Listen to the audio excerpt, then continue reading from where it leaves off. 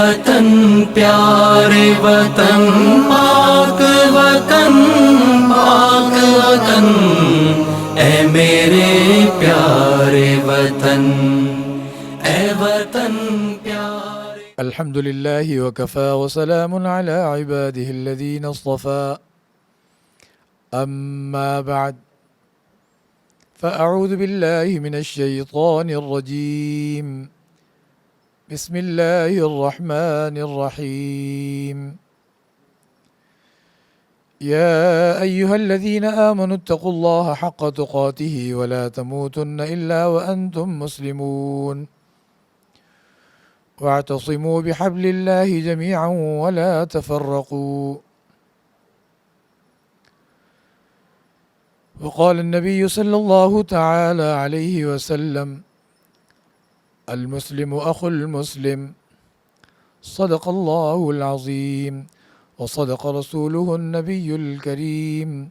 ونحن على ذلك من الشاهدين والشاكرين والحمادين،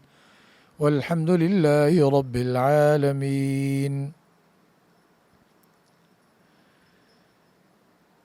قرآن کریم کی جو آیت مبارکہ اور جناب نبی کریم صلی اللہ تعالی وسلم کا ارشاد مبارکہ ابھی پیش کیا،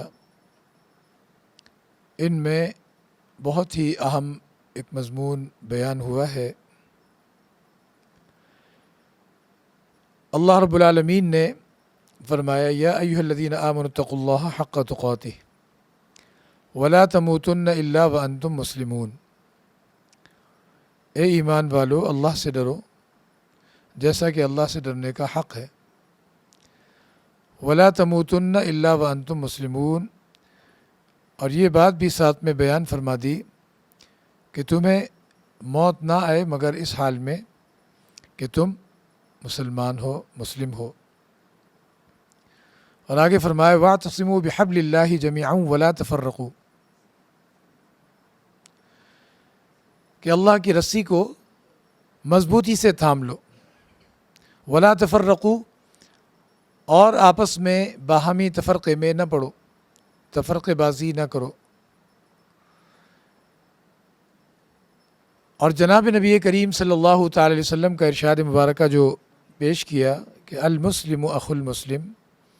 کہ ایک مسلمان دوسرے مسلمان کا بھائی ہے.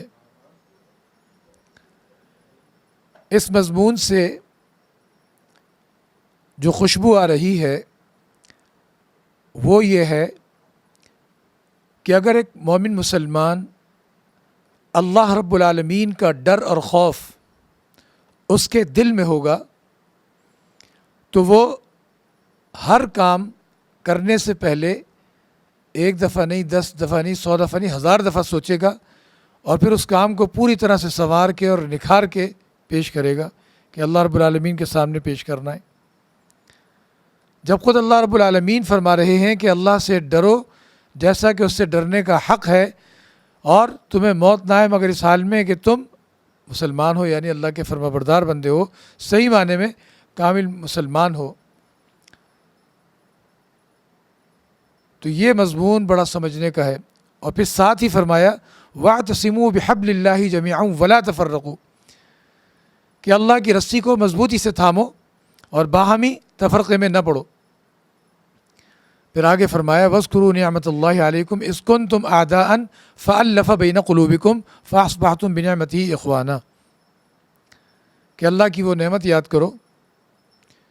اذ کنتم اعداء، جب تم آپس میں بڑے دشمن تھے، ایک دوسرے سے نفرتیں تھی، دور تھے. فألف بین قلوبکم، اللہ پاک نے تمہارے قلوب میں الفت پیدا کر دی. فاصبحتم بنعمتہ اخوانا، پھر اس محبت اور اخوت کا نتیجہ کیا نکلا کہ آپس میں صحیح معنی میں بھائی بھائی بن گئے، صحیح معنی میں بھائی چارہ قائم ہو گیا، اور اخوت کا صحیح رشتہ آپس میں قائم ہو گیا صحابہ کرام رضوان اللہ علیہم اجمعین کے درمیان. اور یہ بھی فرمایا: وَكُنْتُمْ عَلَى شَفَا حُفْرَةٍ مِّنَ النَّارِ فَأَنْقَذَكُم مِّنْهَا، کہ اس تفرقے اور اس لڑائی جھگڑے کی وجہ سے، ان نفرتوں کی وجہ سے جہنم کے کنارے پر تھے بالکل. فَأَنْقَذَكُم مِّنْهَا، اللہ رب العالمین نے اس سے بچایا.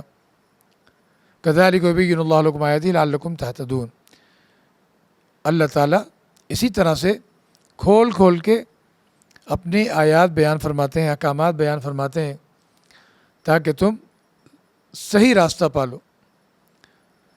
اہل ایمان اور اہل اسلام، ان کے لیے ایک بہت اہم اور ضروری جو چیز ہے وہ ہے آپس کا اتفاق، اتحاد،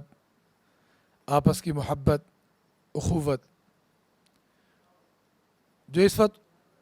امت کی بہت بڑی ضرورت بھی ہے، کیونکہ دیکھنے میں یہ آ رہا ہے کہ آپس میں ایک دوسرے سے منافرت کی کیفیت اور دوریوں کے اور فاصلوں کے معاملات اچھے خاصے۔ دوریاں اور فاصلے، ان کے بہت سے اسباب ہیں۔ ان دوریوں اور فاصلوں میں کس طرح سے یعنی ان فاصلوں کو ختم کیا جائے، دوریوں کو ختم کیا جائے اور آپس میں قربتیں پیدا کی جائیں، اتفاق اتحاد پیدا کیا جائے، تو فکر اور توجہ اس پر دینے کی ضرورت ہے۔ توجہ اس پر دی جائے، فکر اس بارے میں کی جائے۔ جناب نبی کریم صلی اللہ تعالیٰ علیہ وسلم نے جہاں تمام کی تمام تعلیمات اور احکامات صحابہ کرام کو آپ نے دیے، تو ہم دیکھتے ہیں کہ خصوصیت کے ساتھ جب ہجرت فرما کے آپ مدینہ منورہ تشریف لائے اور صحابہ کرام یکے بعد دیگر ہجرت کرتے ہوئے مدینہ منورہ ان کی آمد شروع ہوئی، تشریف آوری ہوتی رہی، تو آپ نے آپس میں اخوت کا سلسلہ قائم فرمایا، آپس میں محبت کے، بھائی چارے کے سلسلے قائم فرمائے، اور ایک دوسرے سے محبت کا ایسا رشتہ اور اتحاد کا ایک ایسا رشتہ باہمی طور پر مضبوط قائم فرمایا کہ وہ لوگ حقیقتاً بالکل سچے اور سگے بھائیوں سے بھی زیادہ بڑھ کر ایک دوسرے کے لیے قربانیاں دیتے ہوئے نظر آئے۔ صحابہ کرام رضوان اللہ علیہم اجمعین کی اخوت، بھائی چارہ اور آپس کا یہ اتحاد اور اتفاق حضور نے اتنا زبردست طریقے سے ان میں پیدا فرمایا کہ آپس میں کاروباری معاملات، مالی معاملات، ہر چیز میں انہوں نے جو ہے آد و آد کر لیا۔ یہ وہ مثال ہے کہ اگر آج امت اس چیز کو سامنے رکھ کر ایک دوسرے کے لیے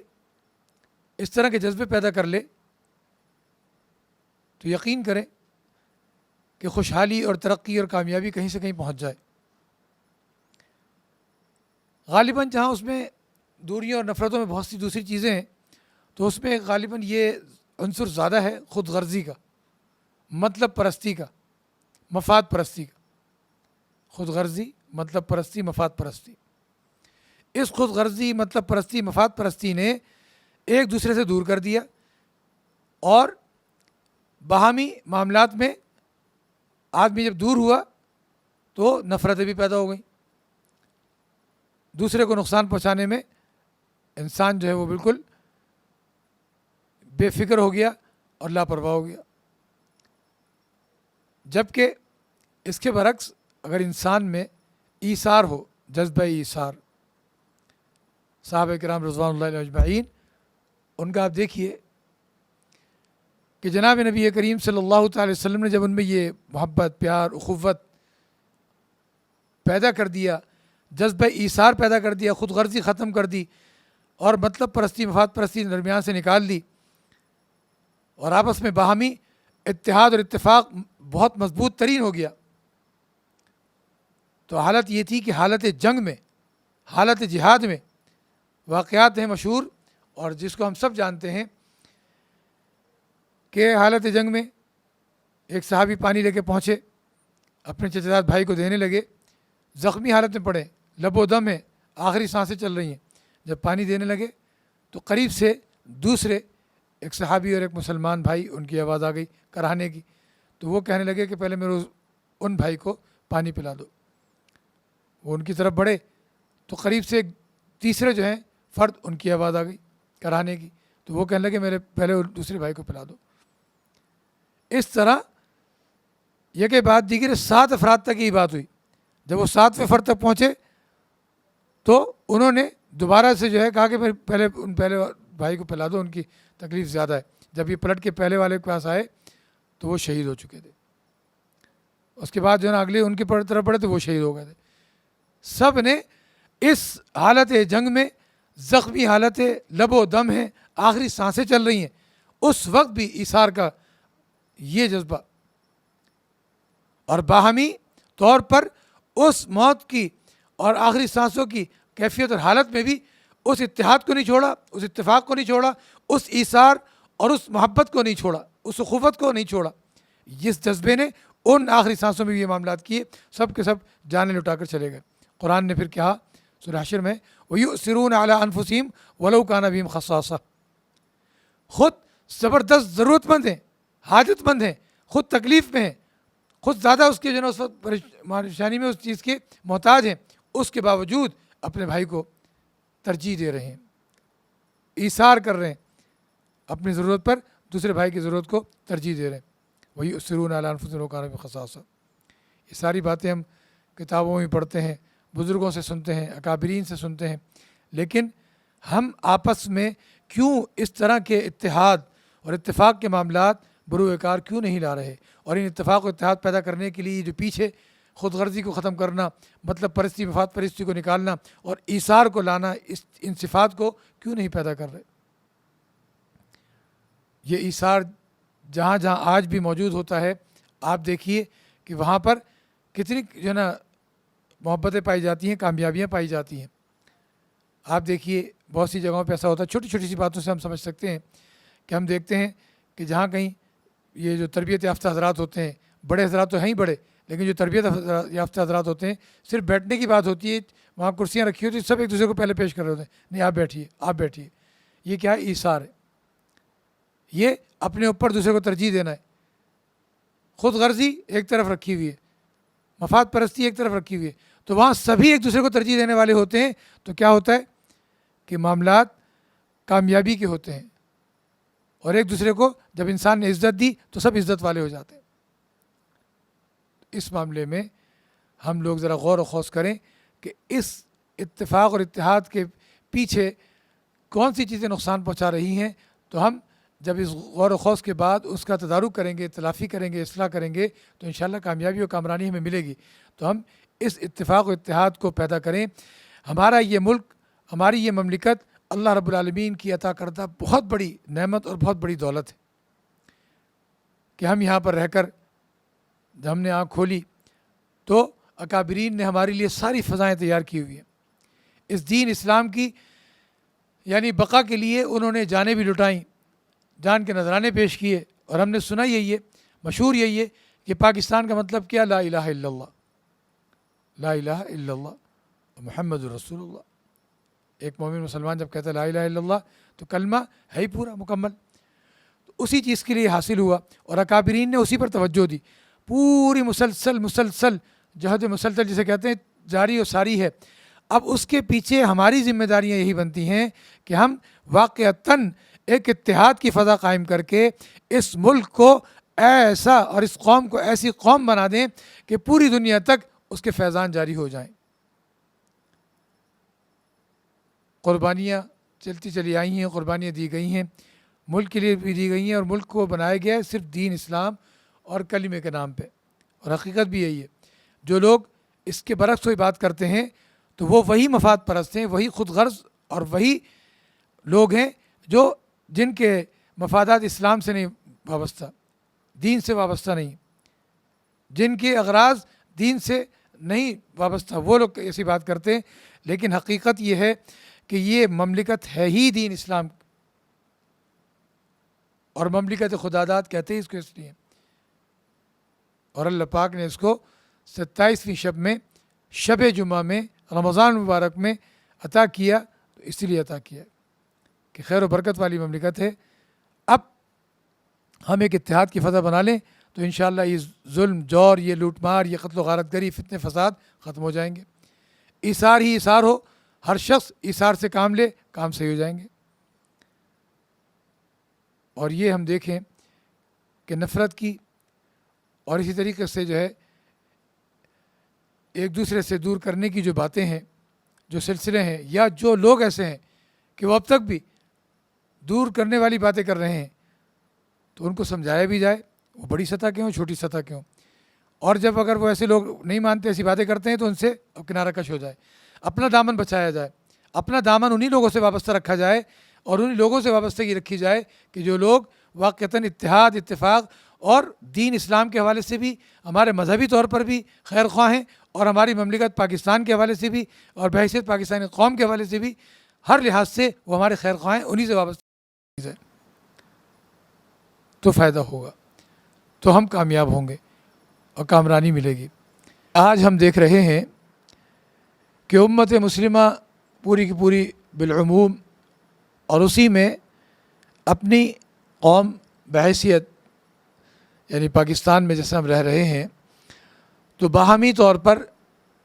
بہت سے حضرات تو کہیں وہ اجتماعی تنظیمی شکل میں اور کہیں انفرادی شکل میں وہ بعض چیزیں، بعض باتیں، بعض معاملات ایسے کر ڈالتے ہیں کہ اس سے اتحاد اور اتفاق اور محبت کی بجائے نفرتیں، دوریاں اور فاصلے پیدا ہو جاتے ہیں. کیونکہ انسانی رویہ، انسانی گفتگو، انسانی الفاظ وہ بڑی اہمیت رکھتے ہیں. تبھی مشہور ہے نا کہ انسان کا جو زہر ہے وہ الفاظ میں ہوتا ہے، اور یہ زہر سانپ کے اور دیگر بچھو وغیرہ کے زہر سے زیادہ خطرناک شمار کیا ہے حکماء نے. تو بڑے سوچ سمجھ کے بولنا ہوتا ہے، اور مشہور جملہ ہے پہلے تولو بعد میں بولو. اتفاق اور اتحاد کی جہاں تک بات ہے تو ایک چھوٹا سا یہ بھی مضمون سمجھاتے چلیں ہم کہ دیکھیں اتفاق اور اتحاد باہمی طور پر اکٹھا ہو جانا، اس کو اتحاد کہتے ہیں. اور کسی بات پر آدمی کی رائے کا، سب کا متفق ہو جانا، اس کو اتفاق کہتے ہیں. اگر بالفرض اختلاف بھی ہے رائے میں، نظریے میں، سیاسی اعتبار سے یا مذہبی اعتبار سے، مسلکی اعتبار سے، تو اس کا بھی ایک معیار قابل لوگوں کے یہاں موجود ہے، ہمارے اکابرین اور ہم اکابرین امت کے یہاں موجود ہے کہ اگر علمی اختلاف ہے، فقہی اختلاف ہے، شرعی اختلاف ہے، مسلکی اختلاف ہے، سیاسی اختلاف ہے، نظریاتی اختلاف ہے، تو اس اختلاف میں ذاتیات کو شامل نہیں کرنا ہے، شخصیات کو اور ان کے معاملات اور کردار کو نہیں لے کر آنا ہے، بلکہ جس چیز میں آپ کو جس حیثیت کا اختلاف ہے اسی کے مطابق آپ کو چیز پیش کرنی ہے، رائے پیش کرنی ہے، اور وہ معاملہ پیش کر کے معاملات کو بہتر سے بہتر رخ پر ڈالنا ہے. تو یہ تو پھر جو ہے نا انسان کی قابلیت تصور کی جائے گی. لیکن اگر کوئی شخص کسی کے معاملات کو پکڑنے پر ہے، مشہور ہے نا کہ اگر کسی سے انسان کو محبت ہے، تعلق ہے، تو اس کے عیب بھی خوبی نظر آتے ہیں، اور کسی سے انسان کو دشمنی ہے، حسد ہے، بغض ہے، کینہ ہے، نفرت ہے، تو اس کی خوبیاں بھی عیب نظر آتے ہیں، ان کو برائی میں شمار کرتا ہے. تو ہمیں اس چیز کا بڑا خیال رکھنا ہے کہ خصوصیت کے ساتھ اپنی مملکت خدا داد یہ پاکستان، یہ کوئی معمولی مملکت نہیں ہے. یہ مملکت، اس کے بارے میں بڑے بڑے ماہرین اور اکابرین اور اسی طریقے سے جو پوری دنیا کی یعنی جو ہے معلومات رکھتے ہیں اور پوری دنیا پر نظر رکھتے ہیں، ان کا کہنا یہ ہے، اور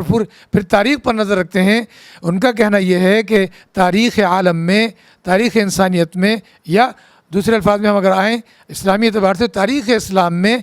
پہلی ریاست مدینہ منورہ کی قائم ہوئی، اور اس کے بعد اسی نظریے پر یہ اسلامی ریاست دوسری، یہ ہماری مملکت خدا داد پاکستان ہے. اور پاکستان، اللہ تعالیٰ کی شان دیکھیں آپ کہ اللہ تعالیٰ نے اس کو طاق راتوں میں سے 27ویں شب کو، اور وہ 27ویں شب بھی جمعے کا دن تھا، جمعے کی شب تھی، شب جمعہ 27ویں شب، اس میں یہ وجود میں آئے. اور ایک بڑی عجیب بات تاریخ میں لکھی ہوئی ہے، وہ یہ لکھی ہے کہ ادھر ہندوستان کا معاملہ تھا کہ بھئی تم اپنے لیے کوئی تاریخ منتخب کر لو، ادھر پاکستان کا تھا آزادی کے اعتبار سے، اور اس کے تو انہوں نے مشورے کیے، تو تاریخ تھوڑی سی آگے پیچھے ہو رہی تھی، تو انہوں نے اپنے لیے کرتے کراتے 15 اگست منتخب کی. اس 15 اگست کے منتخب کرنے کی وجہ سے یہ ایک تاریخ پیچھے آئی 14 اگست عیسوی اعتبار سے. اسلامی اعتبار سے 27ویں ہو گئی، شب ہو گئی رمضان المبارک کی، مبارک مہینہ ہو گیا. تو ایک تاریخ پیچھے آنے سے اللہ پاک نے اتنا بڑا کرم فرمایا کہ قیامت تک کے لیے ایک عظیم جو ہے دن، تاریخی دن ہماری مملکت کو مل گیا، اور وہ ہمارے لیے نیک فال ہو گیا. جمعے کا دن مل گیا، جمعے کی شب مل گئی، اور 27ویں شب مل گئی، رمضان المبارک کا مہینہ مل گیا، طاق راتوں میں سے عظیم رات مل گئی، اور شب قدر ہم اس میں تلاش کرتے ہیں. وہ ساری چیزیں اکٹھی ہو گئیں. تو یہ اکٹھی بھی بندے کے بس سے باہر ہے. اللہ رب العالمین نے یہ تمام چیزیں جمع فرما دی. تو ان تمام چیزوں پہ ہمارے اکابرین جب روشنی ڈالتے ہیں، نظر ڈالتے ہیں اور پھر بات کرتے ہیں، تو یہ ساری باتیں ہمارے لیے بڑی ہی نیک فال ہیں. اب ایسی صورتحال میں ہم میں سے ہر شخص کو اسلام کا قلعہ بنانا ہے، اور اس قوم کو اسلام کی خدمت کے لیے متحد کرنا ہے، متفق کرنا ہے، اور ایک ایسا اتحاد پیدا کرنا ہے اور بنانا ہے کہ پوری دنیا اس مملکت سے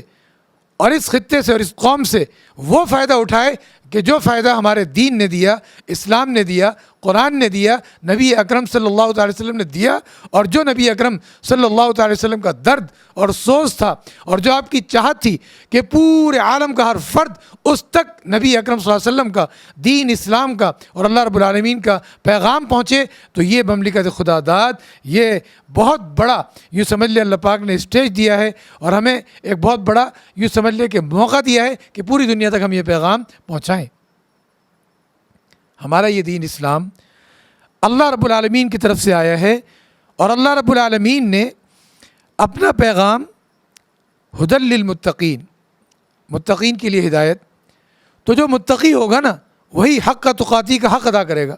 اور ولا تموتن الا وانتم مسلمون پر ہوگا، اور واعتصموا بحبل اللہ جميعا ولا تفرقوا. اس کا سب سے نمایاں یہ یوں سمجھ لیں ترہ امتیاز ہوگا، اس کی پہچان ہوگی، اس کی علامت ہوگی کہ وہ جہاں پر بھی ہوگا تو اس کا پیغام اتحاد ہوگا، اتفاق ہوگا، محبت، پیار اور جوڑ ہوگا، توڑ نہیں ہوگا. تھوڑا سا اگر ہم تجزیاتی نظر دوڑائیں اور اس پر گفتگو کریں تو ہم دیکھ رہے ہیں کہ ہم اتنی مار کھا چکے، اتنی اپنی لاشیں عوام کی بھی، خواص کی بھی، اور ہر شعبے سے اتنی بھاری مقدار میں، بھاری تعداد میں، اور ساتھ میں اکابرین امت بھی ایسی بڑی شخصیات کہ پھر ان جیسی شخصیات لوگ پیدا نہیں کر سک رہے. اکابرین موجود ہیں لیکن سب اپنے اپنے رنگ میں ہوتے ہیں، اپنے اپنے انداز کے ہوتے ہیں. جو بھی ہمارے بڑے ہیں، ہر بڑا ہمارا سرمایہ ہے، ہر ایک کا اپنا رنگ ہے، اپنا انداز ہے، ہر ایک کی اپنی قدر و قیمت ہے. کسی ایک کو بھی ہم یہ نہیں کہہ سکتے کہ بھئی اس کے بغیر بھی ہم رہ سکتے ہیں. جب ایسے لوگ گئے تو ویسے پھر پیدا نہیں ہوئے. اکابرین تو ایک سے ایک ہیں، لیکن ہر اکابرین میں ہر شخصیت وہ ایسی ہے کہ ہماری اور امت کی ضرورت ہے. وہ تو ہر سطح پر قربانی دی گئی، اور یہ قربانی کا سلسلہ آج سے نہیں، بہت پرانا چل رہا ہے. 1857 کی جنگ آزادی، اس سے پہلے سے ہمارے اکابرین نے یہ قربانیاں دینا شروع کی. قربانیاں دیتے چلے آئے، اور دیتے نتیجے میں پھر یہ مملکت جو ہے وجود میں آئی. اس کے بعد بھی قربانیاں چل رہی ہیں.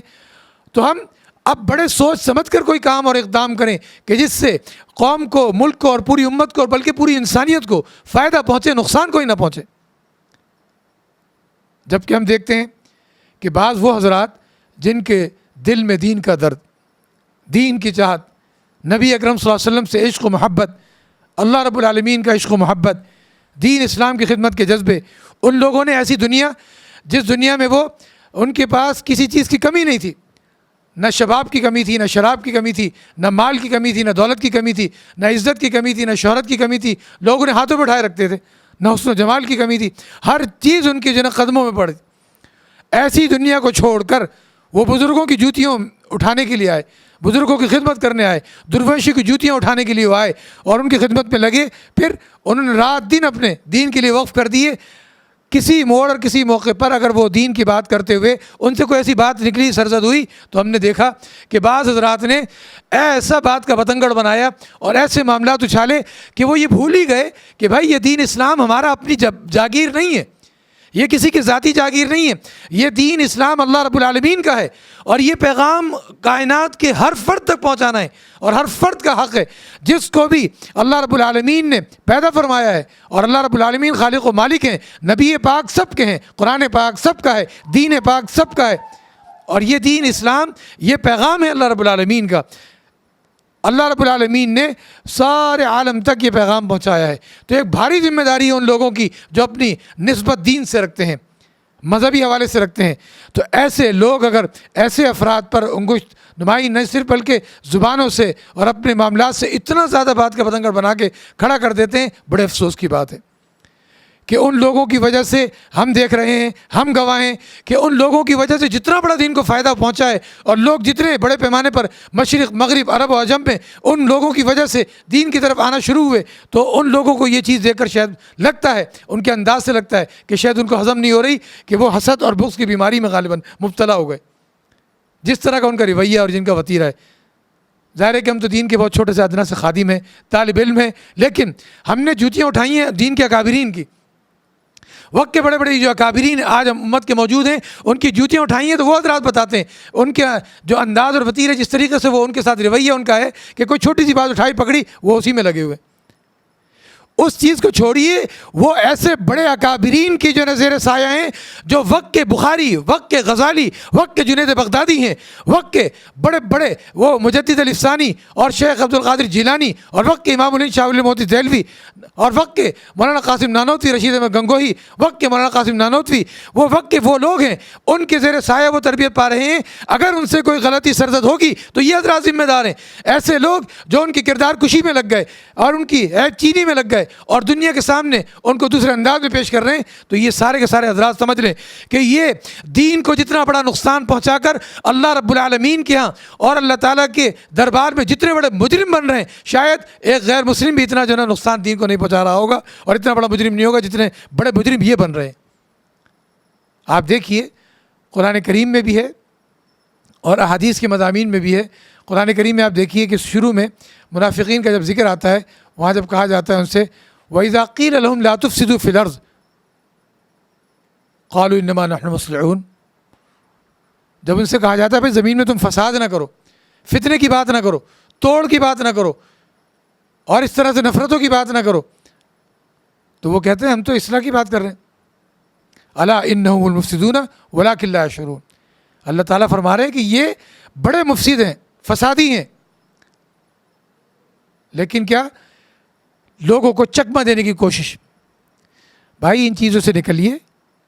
اور میں ایک چھوٹی سی مثال دوں کہ ہمیں عبرت حاصل کرنی چاہیے دنیا کے لوگوں سے۔ آپ دنیا میں دیکھیے کتنی بڑی بڑی کمپنیاں کام کر رہی ہیں، کتنے بڑے بڑے ادارے کام کر رہے ہیں، ان کا صرف نام کافی ہوتا ہے، بچہ بچہ ان کے نام سے واقف ہوتا ہے، ان کا صرف لوگو وہی جو ان کی شناخت اور پہچان ہوتی ہے۔ اتنے بڑے پیمانے پہ کام چل رہے ہوتے ہیں، کبھی آپ نہیں دیکھیں گے کہ وہ کسی طرح سے کوئی ایسا معاملہ، کوئی رویہ، کوئی گفتگو یا کوئی تحریر ایسی پیش کریں جس میں دوسرے کے خلاف وہ بات کر رہے ہوں۔ وہ اپنے معیار کو پیش کرتے ہیں، اپنے بات کو پیش کرتے ہیں، اپنی چیز کو پیش کرتے ہیں، وہ پیش کر کے اس معیار کو بلند کرتے رکھتے ہیں، دوسرے کی طرف کیا کر رہا ہے کیا نہیں کر رہا کبھی ہم نے نہیں دیکھا، جبکہ وہاں تو کوئی شرعی مسئلہ نہیں ہے، وہاں تو کوئی دینی مسئلہ نہیں ہے، وہاں تو کوئی مذہبی مسئلہ نہیں ہے، صرف کاروباری مسئلہ ہے، ایک بزنس کا مسئلہ ہے۔ وہ اپنے دنیا کے بزنس میں اتنے بڑے اخلاق کے معیار کے مالک ہیں کہ وہ اپنے معیار کو بلند رکھتے ہیں، اپنے معیار کو اور بڑھا دیتے ہیں، اپنے معیار میں اور ترقی دے دیتے ہیں، بجائے اس کے کہ وہ دوسروں کے اوپر انگلی اٹھائیں، ان کے بارے میں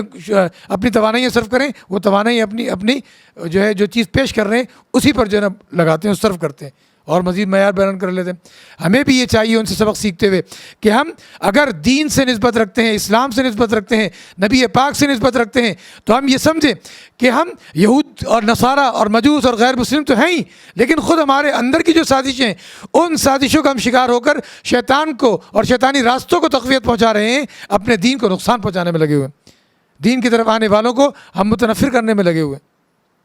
جناب نبی کریم صلی اللہ تعالی وسلم نے تو فرمایا بشروا ولا تنفروا یسروا ولا تعسروا، کہ لوگوں کو خوشخبریاں سناؤ، رغبت کی باتیں بتاؤ، ولا تنفروا انہیں نفرت مت دلاؤ اور آسانیوں کے معاملات کرو، ولا تعسروا تنگی کے معاملات نہ کرو۔ حضور اس طرح ارشاد فرمائے، کیوں کہ بھائی حضور علیہ السلام کو تو ایک ایک امت ہی پیارا ہے، انسانیت کا ایک فرد پیارا ہے. حضور تو جنات کے بھی نبی، حضور انسانیت کے بھی نبی. ہم کبھی ذرا جناب نبی کریم صلی اللہ تعالی وسلم کا درد اور سوز کبھی رات کی تنہائیوں میں جب بستروں پر لیٹیں یا کہیں خلوت میں ہوں تو اس زاویہ نظر کو سوچیں اور اس زاویہ نظر سے ذرا امت کے افراد کو ٹٹولیں اور دیکھیں کہ حضور کا درد کیا ہے. حضور راتوں کو کس کے لیے روتے تھے؟ حضور کے آنسو کس کے لیے تھے؟ حضور کے جو ہے سارا پوری زندگی کس چیز کے لیے صرف ہوئی؟ اور آپ صلی اللہ علیہ وسلم آپ کے لیے فرمایا کہ قیامت میں بھی امتی امتی امتی امتی، جب کہ سب نفسی نفسی میں لگے ہوں گے. کبھی اس درد کو بھی سوچیں. آج ہم دیکھتے ہیں کہ لوگ اپنے آپ کو عاشق رسول بھی کہتے ہیں، نبی کا دیوانہ بھی کہتے ہیں، بڑے جو ہے اس میں کہیں سے کہیں معاملات جو ہے تقریروں کے، بیانوں کے، نعتوں کے بھی پیش کر رہے ہوتے ہیں. لیکن کسی فرد سے ذرا سی کوئی چوک ہوئی، کوئی سلسلہ ہوا، اور وہ بھی انجانے میں، جان بوجھ کے کون کرے گا؟ اللہ کے حبیب صلی اللہ علیہ وسلم، قرآن کریم، دین اسلام، اللہ تعالیٰ، صحابہ کرام، انبیاء کرام، یہ وہ ہستیاں ہیں کہ جن کے بارے میں سوتے میں بھی کبھی انسان وسوسے میں نہیں پڑے گا. اتنا اللہ پاک نے اہل ایمان کو محبتیں دی ہیں، عظمتیں دلوں میں دی ہیں. کبھی کہیں بات چیت کرنے میں، پیش کرنے میں انسان سے جو نا سلسلہ ہو جاتا ہے، لیکن یہاں دیکھنے میں آتا ہے کہ موقع کی تلاش میں، پکڑ کی تلاش میں. تو میرے بھائی، میرے دوستوں، میرے بزرگوں، بڑے ادب سے، بڑے احترام سے، بڑی تعظیم اور تکریم سے عرض ہے کہ بجائے اس چیز پر اپنی توانائیاں صرف کرنے کے، لوگوں میں جو اصل دین ہے، اسلام ہے، اس کی جو خدمات ہیں اور جو جواہر ہیں وہی پیش کریں. لوگوں کو ان کے حال پر چھوڑیں اور ان کے اکابرین کے حوالے کریں. اکابرین چھوٹے موٹے نہیں ہیں، یہ وہی لوگ ہیں جب تک دنیا میں ہوتے ہیں تو ان کی خدمات دنیا کو نظر آ رہی ہوتی ہیں، دیکھنے والی آنکھ دیکھتی ہے. جب دنیا سے جاتے ہیں تو دنیا کو پتہ چلتا ہے کہ ہاں یہ لوگ وقت کے کون لوگ تھے. اور ویسے بھی اس بات کا بھی بڑا خیال رکھنے کی ضرورت ہے کہ جہاں تک تعلق ہے طبقات کا یا اپنے اپنے گروہ کا، تو آپ اپنے معاملات اور اپنے گروہ کے اس سے متعلق جتنا دل چاہے بات کریں، اپنے افراد پر جتنا دل چاہے جو تنقید کریں، کچھ بھی کریں. لیکن جہاں تک تعلق ہے دوسرے گروہ اور جماعتوں کا، ان کے بڑے ذمہ دار موجود ہیں، سب موجود ہوتے ہیں، فتوے بھی موجود ہیں، فتاوی بھی موجود ہیں. پوری کوئی فٹ پاتھ پہ بیٹھنے والا، کوئی جو ہے نا چھاپڑی لگانے والا تو ہے نہیں. پوری ایک بڑی جماعت ہے، کوئی اکیلا فرد بھی نہیں ہے. پوری ایک بڑی جماعت دین کو لے کر چل رہی ہے. اور اتنی بڑی جماعت کا جھوٹ پر، گمراہیت پر اکٹھا ہونا کبھی عقل بھی تسلیم نہیں کرتی. تو ایسی صورتحال میں ایسے حضرات اپنی دیکھیں، اپنے ذمہ دار معاملات اور اپنے جو حلقے کے معاملات کو سنبھالیں اور دوسرے حضرات کو چھوڑ دیں ان کے حال پہ. ایسے ٹھیکیدار ہر ایک کے نہ بنے، نقصان نہ پہنچائیں. حقیقت یہ ہے کہ جو ہمارے اکابرین جس طرف پہ چل رہے ہیں، جس انداز سے چل رہے ہیں، اور جتنا ان کو درد ہے امت کا، اور جس طریقے سے وہ امت کو جوڑ رہے ہیں، واقعی بے مثال ہے، بے مثال ہے. اور انہوں نے جتنا فائدہ پہنچایا امت کو اور جس طرح پہنچا رہے ہیں، آج دیکھیے ہمارے اکابرین ہر گھر تک پہنچ رہے ہیں، ہر در تک پہنچ رہے ہیں اور ہر شعبے تک پہنچ رہے ہیں. کتنی بڑی بات ہے کہ کسی شعبے کو نہیں چھوڑا ہے. چھوٹے چھوٹے افراد تک بھی انفرادی حیثیت بھی پہنچ رہے ہیں، اجتماعی حیثیت بھی پہنچ رہے ہیں، اور سب کو لا کے جو ہے دین سے جوڑ رہے ہیں. اور ہمارے دین اسلام کی جو اصل بنیاد ہے وہ کیا ہے کہ اللہ اور بندے کا رشتہ جوڑنا. سب چیزوں کی، سارے معاملات کی جو بنیاد کہ اللہ اور بندے کا رشتہ جڑ جائے، یہ بنیاد ہے.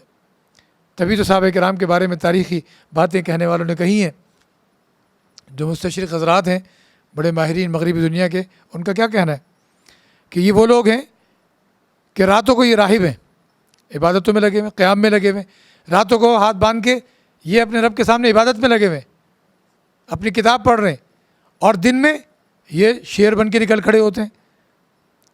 آئی نے جواں مردہ حق گوئی و بے باقی، اللہ کے شیروں کو آتی نہیں روباہی. اور یہ غازی یہ تیرے پراسرار بندے، جنہیں تو نے بخشا ہے ذوق خدائی.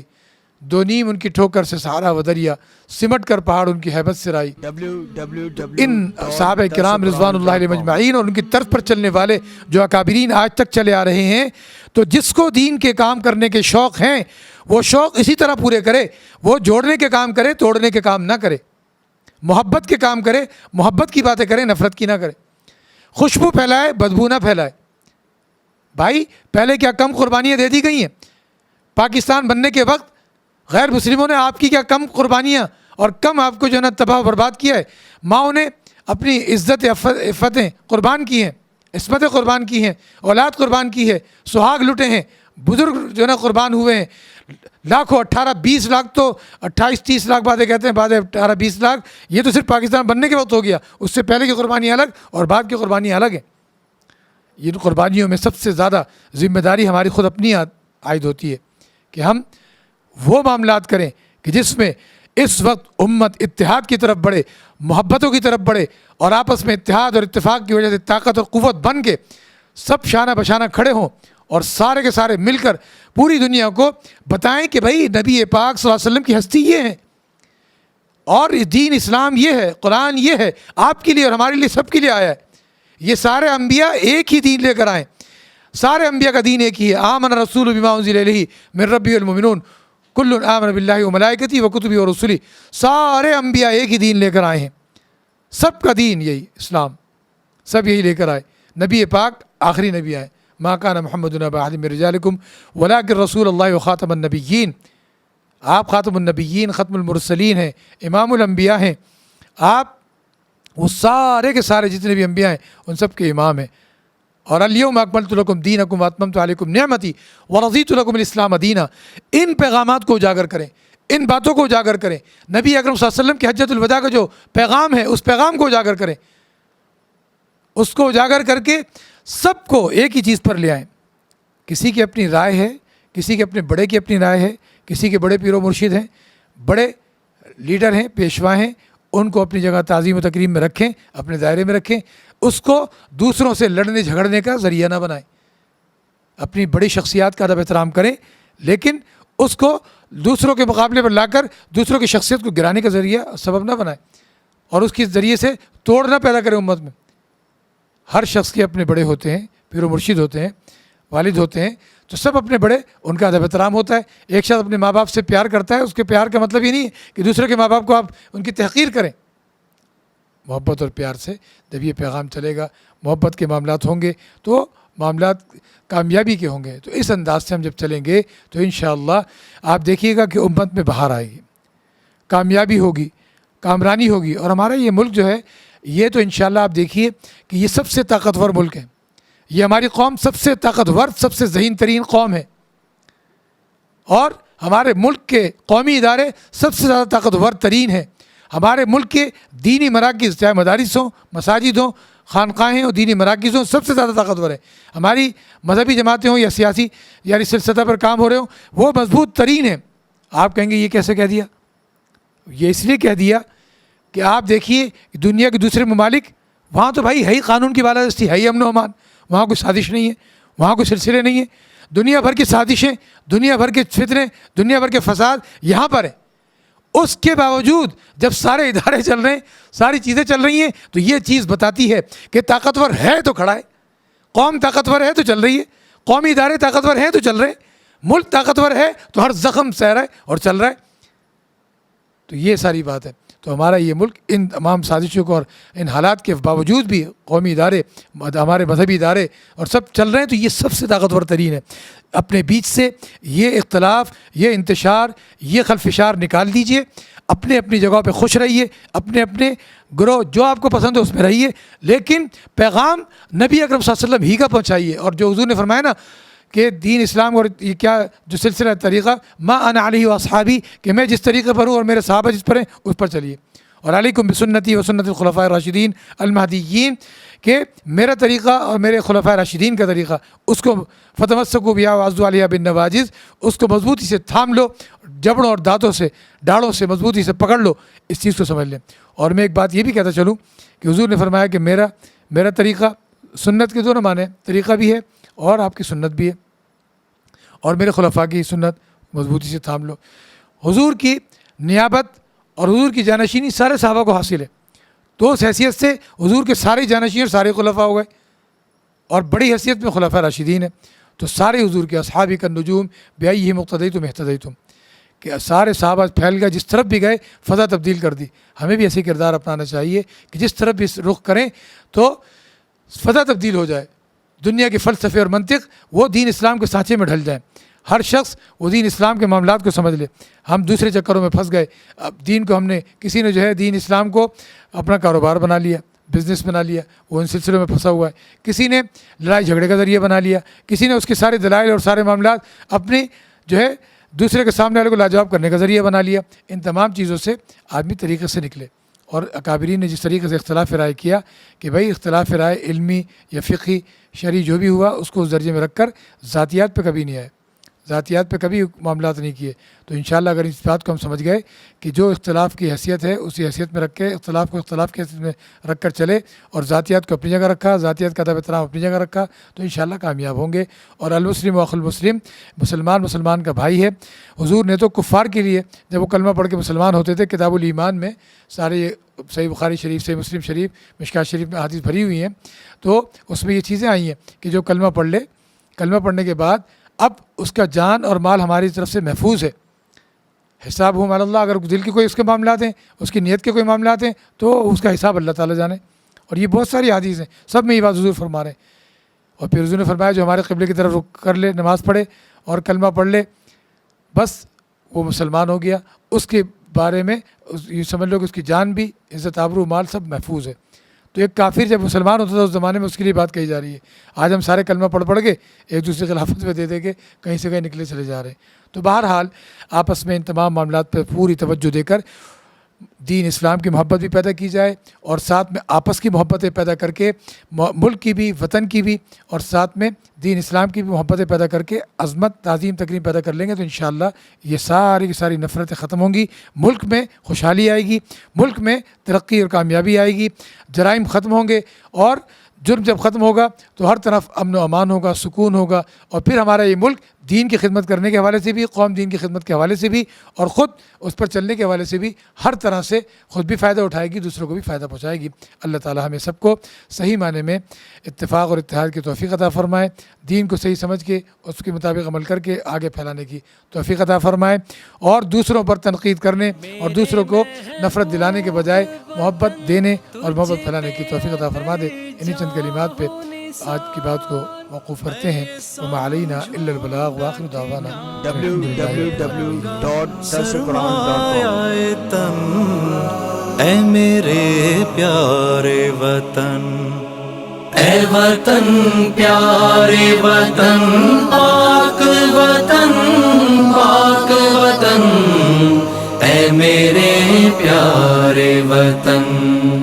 اے وطن پیارے وطن.